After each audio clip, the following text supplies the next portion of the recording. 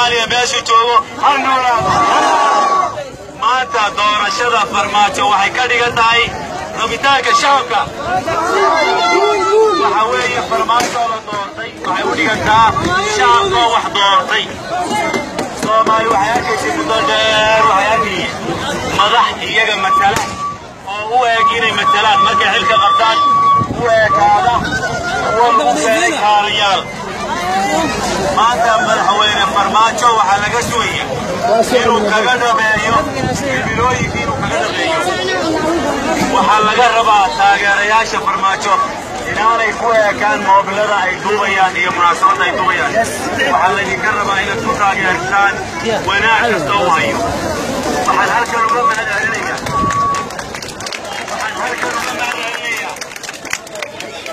xildhibaanada labada aqal baan uga mahadcelinaya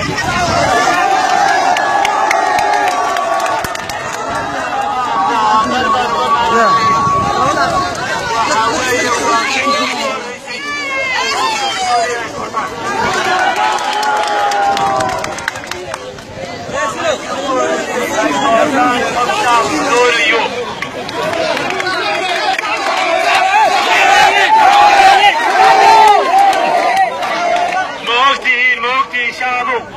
هنا يجينا المشرحين إثيوبيا يدور كلام وطن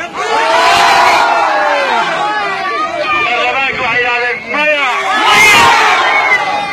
الرباك وحياة مايا وما كربنا بيبني فرماجة ربنا فرماجة ها waxaa u fadhiyay halkaa waxaan u mahadcelinayaa mar labaad iyo mar saddexaad xildhibaanada labada aqal ee sameeyey taariikh bay qoreen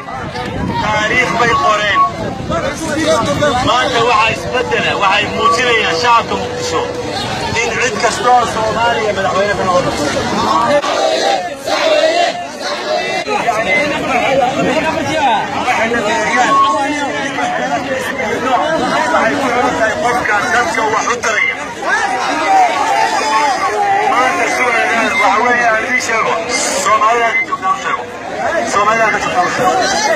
Soomaaliya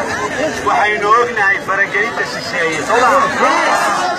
waxay ka mid yihiin qaybta ugu weyn ee amnidarrada waa iyaga